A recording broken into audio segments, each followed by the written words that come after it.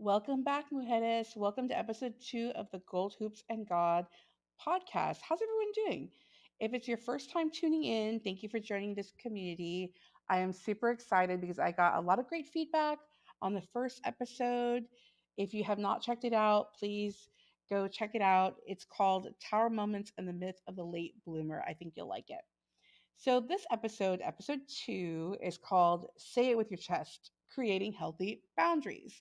So, in this episode, we're going to talk about boundaries and how to implement them. So, let's get started. So, in my first episode, I talked about tower moments and kind of these moments that really change our lives, that we gain a new perspective. And these tower moments at first can feel pretty painful, but oftentimes in hindsight, they actually offer a lot of clarity and they can really revolutionize the way that we move forward in life. So I want to focus on boundaries. I know there's been a lot of talk, in social media, in, modern psychology about the importance of boundaries. So what are they and why are they so important? And as we get started, I want you to think about your own life and reflect on how boundaries are functioning in your life, or perhaps how implementing additional boundaries or more healthy boundaries could be beneficial.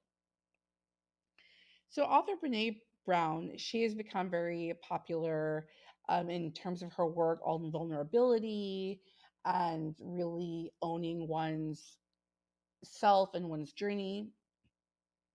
So, she defines boundaries as making clear what's okay and what's not okay. So, that's a pretty good working definition. Boundaries can be understood as the limits that we set for ourselves within relationships. And a critical part of this is learning to say no to things that are not okay. And that can be very challenging, especially when it comes to saying no to parents or to partners or to children or to bosses. This is not easy. This is not easy work. However, it's so important. And a key piece of boundaries is also respecting other people's boundaries too. It's not just one way. The boundaries don't just go one way, right? We have our boundaries and other people have their boundaries too. And so it's important to respect those. And footnote, usually when we say no to things that we don't want, or we start to make clear what our boundaries and limits are, it actually makes room for positive things to come in. It makes room for the things that we do want. So I often think about that phrase, rejection is redirection. And I can absolutely attest to that in my own life. So I'll share with folks. Since I am an academic, applying to grad school was a very stressful process. It was a really big deal. And I remember when I had was finishing up the master's program and I was getting ready to apply for the PhD program, I will admit I did not get admitted. I was rejected the first time around. And at the moment, I was absolutely horrified. I was heartbroken. It was the worst thing that had ever happened. Now looking back, it was actually a tremendous blessing because what ended up happening is after that rejection, I decided to go abroad. I went and did my master's in Spanish literature. And then I ended up teaching in San Francisco and teaching at an all girls high school in San Francisco. And those two chapters, we'll call them, of my life were so foundational and really transformed me in a really amazing ways. I love being abroad. I love experiencing a new country, a new way of being. It was really wonderful. If you know me in real life, you know how much I love Spain. And then being in San Francisco was also a lot of fun. Being in the classroom was very beneficial because it prepared me for being a professor now. And so again, God has God's plans. And when I applied again to the PhD program, I did get in and I was way, way, way better prepared. Looking back at the person I was when I first applied, she wouldn't have survived. Poor thing. I look back, I'm like, oh, poor little baby. She would not have survived because it's very intense. It's very intense. And so, again, I share this to say that sometimes the things that don't work out are actually for our highest good. Okay, so back to boundaries.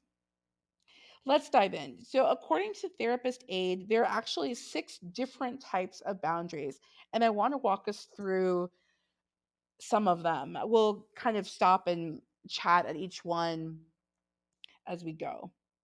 Okay, so the 6 boundaries are the following: there are physical boundaries, and those have to do more with personal space and physical touch.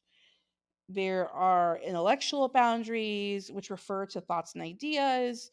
So it really includes respecting other people's opinions, other people's ideas. Emotional boundaries, that refers to people's feelings. So having good emotional boundaries is being able to hear people out and to not immediately jump in and criticize them or belittle them, that kind of thing. Sexual boundaries. Now, this is a big one as far as consent goes. Sexual boundaries really refer to the different aspects of sexuality, not just the physical aspects, but also the emotional, intellectual, and physical. And then we have material boundaries. So that has to do with people's possessions. People have items that are very special to them, that are very, I would even call them sacred to them. And so when that's disrespected, it can be very painful and very hard for someone to deal with. And then finally, the 6th type of boundary is a time boundary. So this has to do with how one uses their time and whether or not that's being respected. So let's get into it. So physical boundaries are pretty straightforward. And I really think about children in terms of physical boundaries. Oftentimes, you know, perhaps without really thinking about it, parents will often force their children to be physically affectionate with adults that maybe they don't feel comfortable with. So imagine a scenario of, oh, it's a birthday party, you know, Tio Manuel is here, cousin Maria is here, and perhaps the child feels uncomfortable, with that squeezing affection, come sit on my lap, that kind of thing. And so it's important to be conscious of what the child desires. Children are often not given space or not treated as autonomous beings. And so when it comes to physical boundaries, that's kind of what I think of when I think about that. And also, in terms of adults, not everyone's big into hugging. Not everyone's big into physical affection or, you know, sitting right next to someone, if there's a choice of seating, sometimes people don't want to sit right up next to someone. And I understand that, right? And so I think it's important to be aware of these things. I ask people, especially if they're new in my life or I don't know them very well, I always ask, can I give you a hug? Because I'm a hugger. I like to give hugs. I'm an affectionate person. And so I don't want to make somebody else uncomfortable, and kind of push them away by like grabbing them. It can be very uncomfortable. So those are just some examples. Another boundary that we mentioned are intellectual boundaries. And so this one has to do with thoughts and ideas. And it's true. I believe this can be rather challenging or kind of interesting when it comes to families, right? In a family, picture like Thanksgiving dinner, people who have different opinions about politics or religion or that kind of thing, being able to navigate those scenarios in a respectful way. It's not always easy. It's not always easy. So developing healthy boundaries being able to respect other people's opinions is, it takes time. It takes time and it takes practice for sure. And then we have emotional boundaries. So this has to do with feelings. So healthy emotional boundaries include limitations on when to share and when not to share personal information.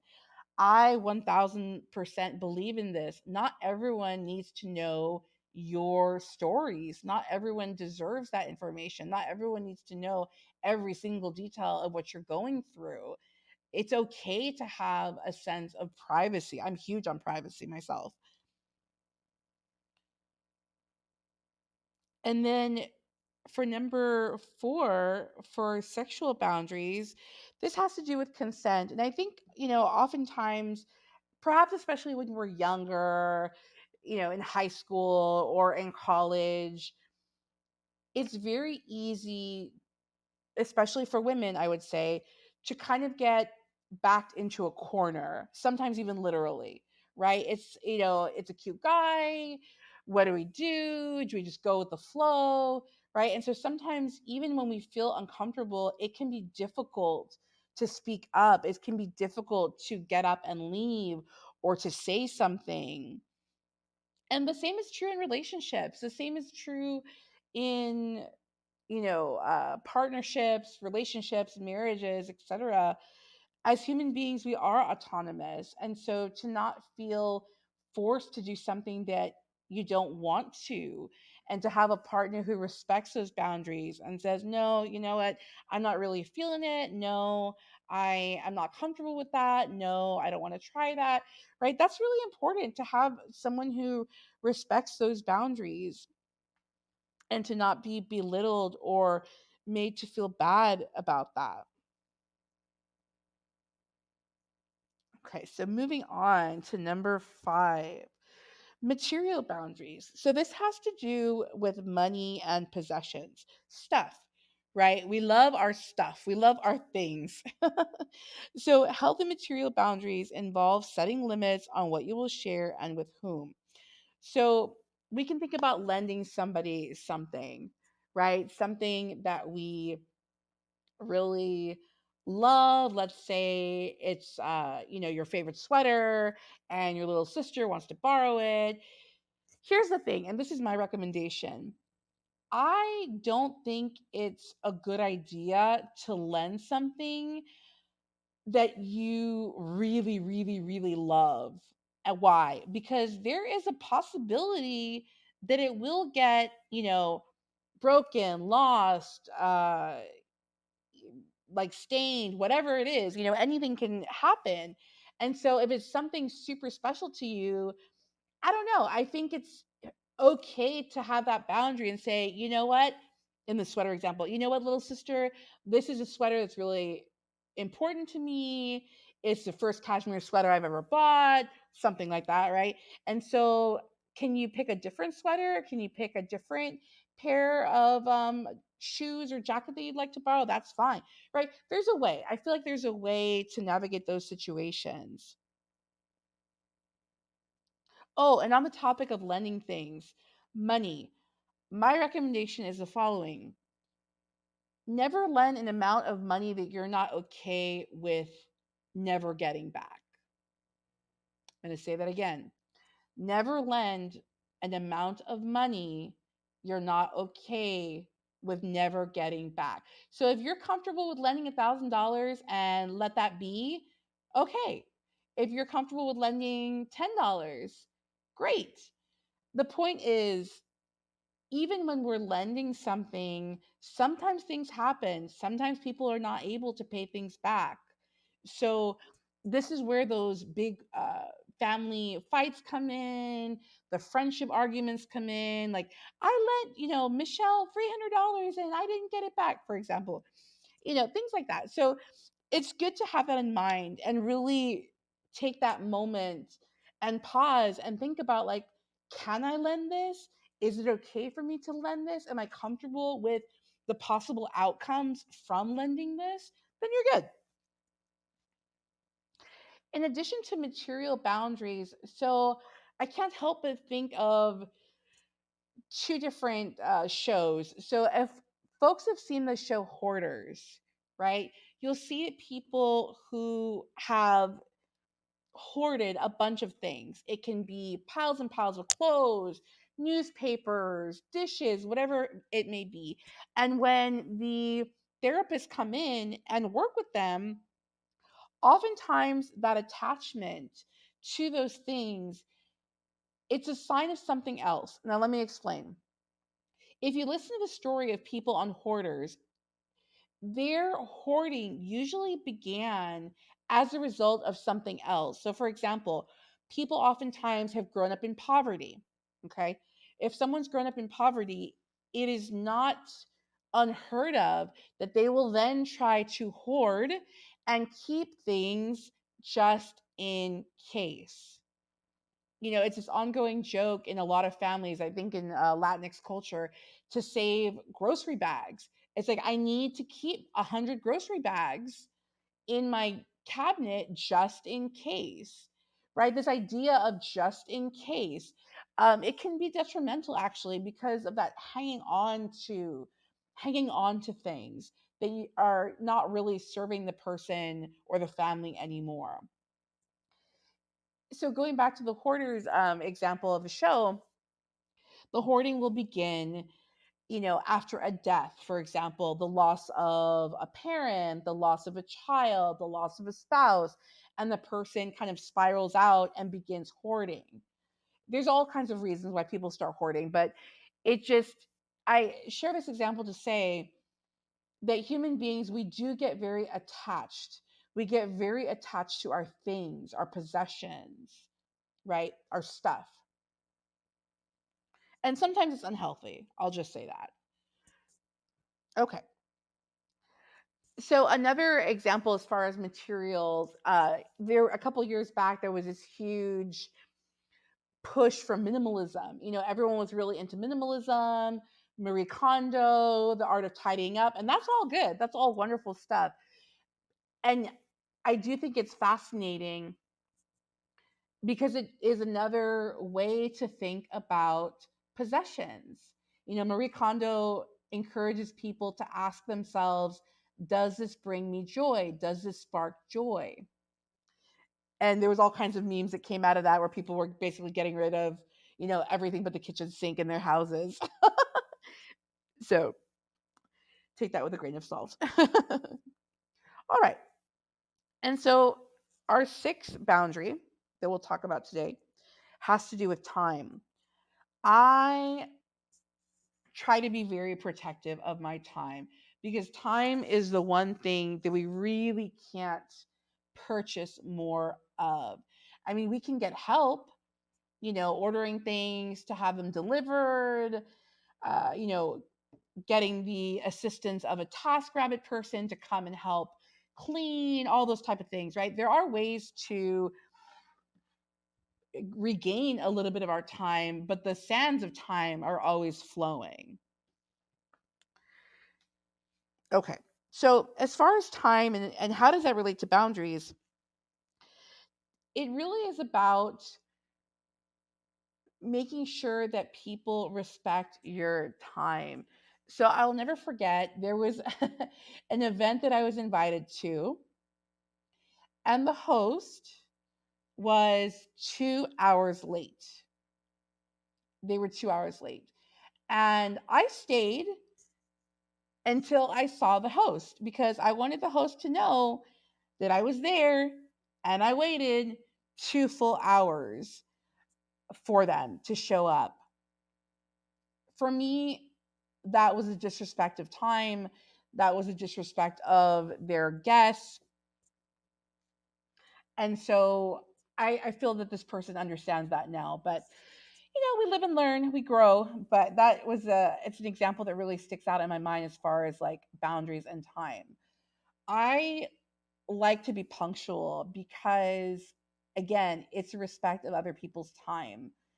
And so like I mentioned, I'm a professor. I'm actually a university professor at a university here in Los Angeles, and I am consistently reminding my students how important it is to be punctual.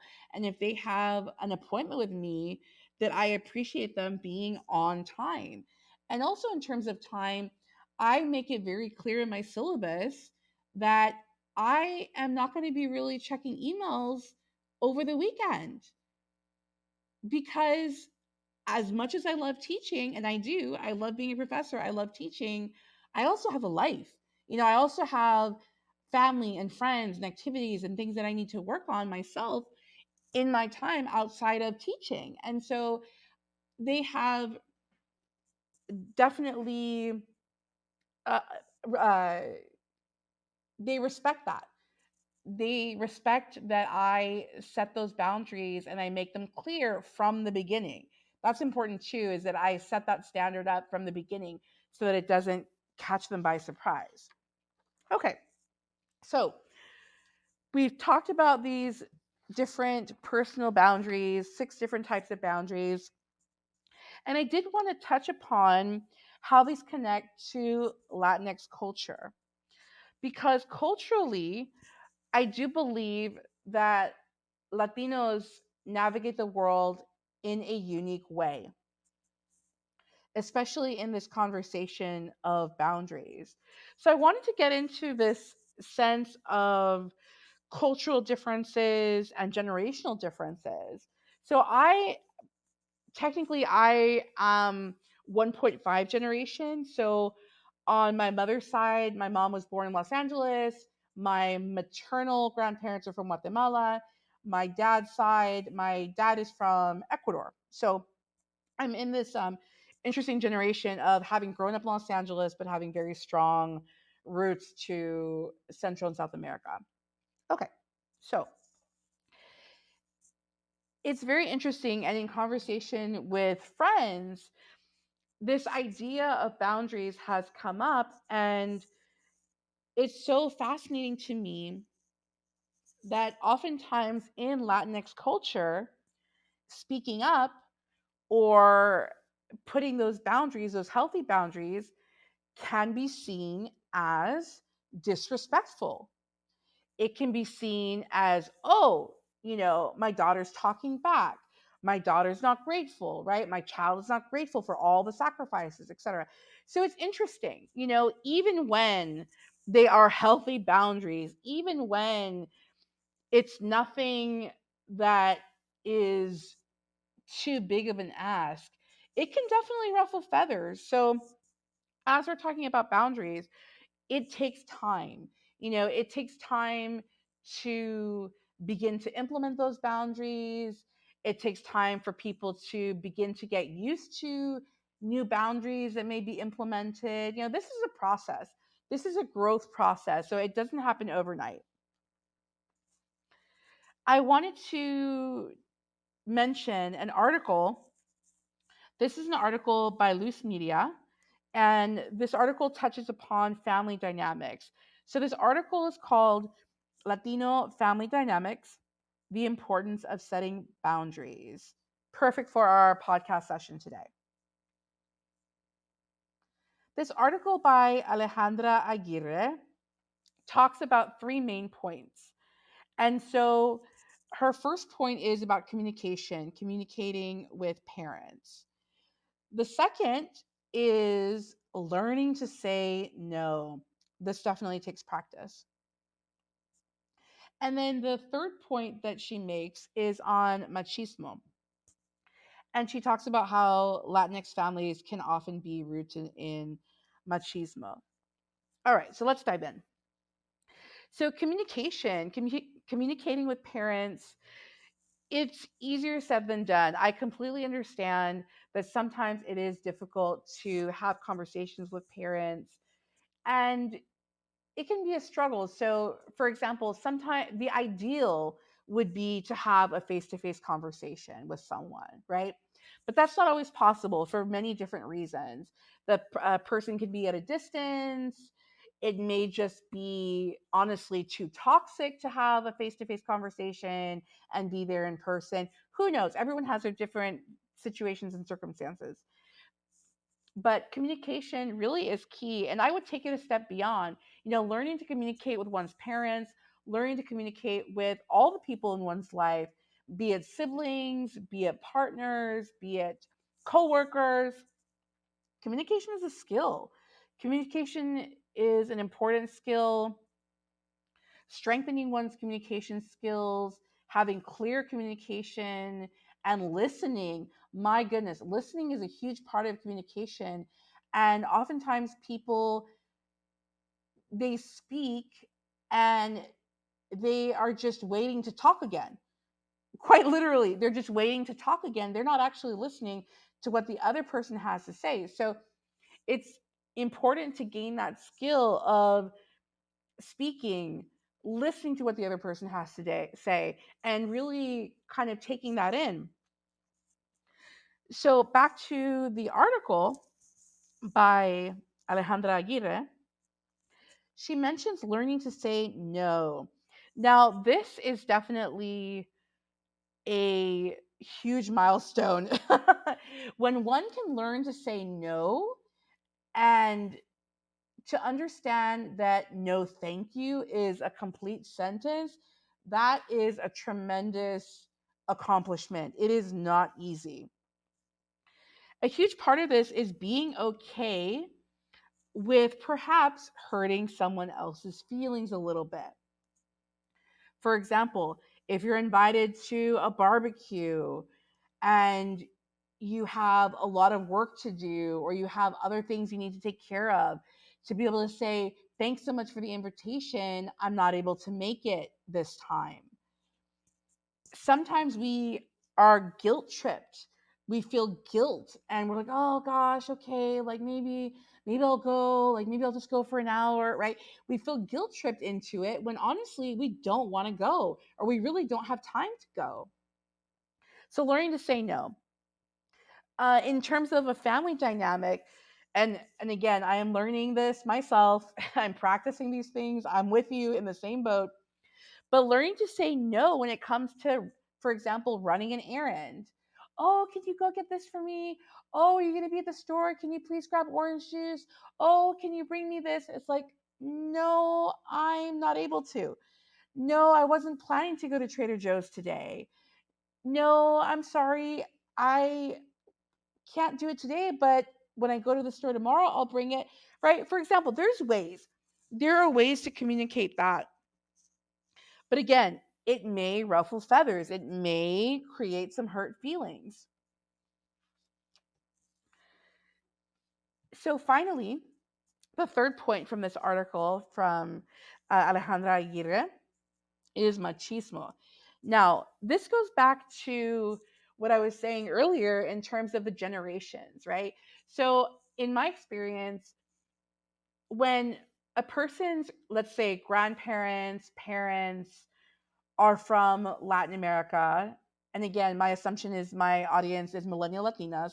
So when your family is from Latin America, that is a completely different culture and lifestyle and way of being than what we have here in the United States. It is a learning curve. It is different. And so this issue of machismo comes up where, you know, again, the typical scenario of a family party where the women are always expected to cook, the daughters are always expected to serve everybody, to take care of the kids, right? This is all examples of machismo. And it can be very difficult to navigate and to try to bring, a different way of being into fruition. So, we know how machismo works, we know how the patriarchy works, to where women kind of get stuck in these cycles, and when a woman speaks up, she's seen as disrespectful. In Mexican culture, we even have, for example, La Malinche. She's the traitor, right? She's the traitor to her culture. She's the one who betrayed her people by being an interpreter and working with Cortez. So that's even present in Mexican and Mexican American culture, is that speaking up makes you a bad woman, for example. So there's a lot to navigate, definitely. So the takeaway that I hope folks will have from this conversation on boundaries, and I hope it's been helpful, is that what happens when we don't speak up, when we don't share what's bothering us, it ends up leading to resentment. It can end up leading to a lot of anger and frustration and resentment within oneself. And that's like poison. Having that kind of anger and resentment within one's body, it's literally a poison. And so it's so critical for one's mental health, for one's spiritual health, to speak up, to begin to speak up. And again, this is baby steps. It can be baby steps, it can be small incremental changes. Because if we don't speak up and we don't create boundaries, we ultimately betray ourselves. So, there is a book that I would like to recommend to folks listening today. So, it's called Set Boundaries, Find Peace, A Guide to Reclaiming Yourself. Now, this was a book by author Nedra Glover Tawwab, and it was published a couple years back. It was published in March of 2021. It's a great resource. You can find it on Amazon or wherever you like to purchase your books. And it has so much great information about learning boundaries, implementing boundaries. So I hope this has been helpful to you to begin thinking about boundaries and thinking about the boundaries that you do have in place and how they have been a positive implementation in your life. So as we wrap up, as any good professor, I will encourage you to do a little homework, or better yet, let's call it spirit work, because ultimately we're spiritual beings having a human experience. And doing deep inner work, it's not easy. It's not easy. This is not for the weak. This is not for the faint of heart. But it is worth it. It truly is worth it to dig in, to dive in, to do the hard stuff. It is worth it. Because again, coming out the other side, you'll be so much stronger and you'll be so proud of yourself for how far you've come. So as you reflect and you do your spirit work for next week, I encourage you to think about the following. What are the areas of life that would benefit from you strengthening your boundaries? This can be with family, this can be with friends, this can be in workplace. And then what can you learn from the areas of life where you have been able to establish good boundaries? You have healthy boundaries in place. And what does that feel like? How does it feel? How does it feel every time that you're true to yourself and you're able to implement those healthy boundaries? I really hope that this has been helpful for folks. I am excited to be on this journey with you on the Gold Hoop and God podcast. Let me know in the comments what type of topics you'd like me to cover next time. If you've enjoyed today's episode, please spread the love by subscribing. On next week's episode, which is entitled Pancakes or Salvation, I'll be talking about faith and navigating religion. Until next time, ciao.